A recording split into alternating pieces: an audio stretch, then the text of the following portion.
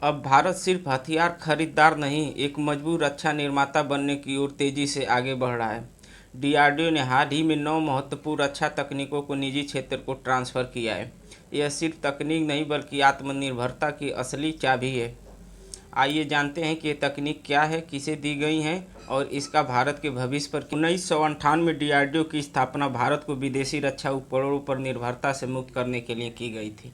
तब से अब तक डीआरडीओ ने अग्नि मिसाइल, तेजस फाइटर, पिनाका रॉकेट सिस्टम जैसे कई स्वदेशी हथियार बनाए। लेकिन 1999 का कारगिल युद्ध एक चेतावनी थी, भारत को तेजी से अपने हथियार खुद बनाने होंगे।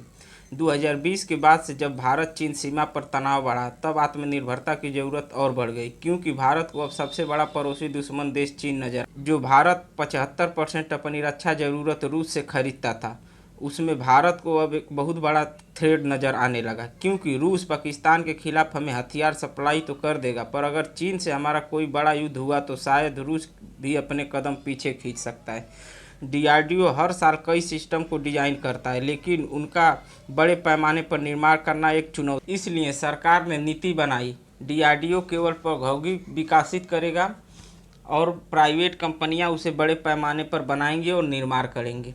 और 6 जून 2025 को महाराष्ट्र के अहमदनगर की वीआरडी लैब में 10 कंपनियों को 9 एडवांस डिफेंस टेक्नोलॉजी ट्रांसफ़र की। इस मौके पर डीआरडीओ प्रमुख डॉक्टर समीर वी कामत भी मौजूद। इसका मकसद है भारत को दुनिया का रक्षा निर्माण हब बनाना। इस ट्रांसफ़र को देखकर यह कहा जा सकता है भारत रक्षा क्रांति के दौर में है। जो 9 अत्याधुनिक तकनीकें जो प्राइवेट कंपनियों को सौंपी गईं, उसमें पहला है CRBN reconnaissance vehicles MK second. यह केमिकल, बायोलॉजिकल और रेडियोलॉजिकल और न्यूक्लियर खतरे का पता लगाता है। दूसरा expendable mobile shelter, medical communication या बैटल कमांड के लिए युद्ध के समय फील्ड में आसानी से डिप्लॉयबल कंटेनर है। तीसरा है 70 ton tank transporter trailer, Arjun tank जैसे भारी वाहनों को युद्ध के क्षेत्र तक ले जाने वाला शक्तिशाली ट्रेलर है। चौथा है यूनिट मेंटेनेंस व्हीकल्स, फील्ड में युद्धक वाहनों की मरम्मत और सर्विसिंग के लिए मोबाइल यूनिट है।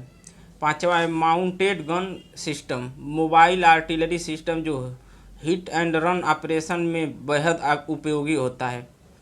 छठवां light armoured multipurpose vehicle, para SF और स्पेशल यूनिट के लिए हल्का और बख्तरबंद। सातवां है हाई मोबिलिटी व्हीकल, 6x6 हथियार, सैनिक और सप्लाई को दुर्गम क्षेत्रों में ट्रांसपोर्ट करने के लिए। आठवां है high mobility vehicle 8x8 upgraded version और अधिक पेलोड के साथ दुर्गम क्षेत्रों में सामान तेजी से पहुंचाने में काम आता है। नौवां है ऑक्सिलरी पावर यूनिट, बिना इंजन चालू किए वाहन को चालू रखने वाली पावर यूनिट, शेल्टर ऑपरेशन के लिए जरूरी। इतने डिफेंस टेक्नोलॉजी का डीआरडीओ ने प्राइवेट कंपनियों को ट्रांसफ़र किया। 2024-25 में भारत का रक्षा निर्यात 21,000 करोड़ तक पहुंच गया। ये 2014 में 1500 करोड़ के आसपास था, यानी 1000% की बढ़ोतरी हुई। डीआरडीओ अब तक 400 से ज़्यादा तकनीकों को निजी कंपनियों को ट्रांसफ़र कर चुका है।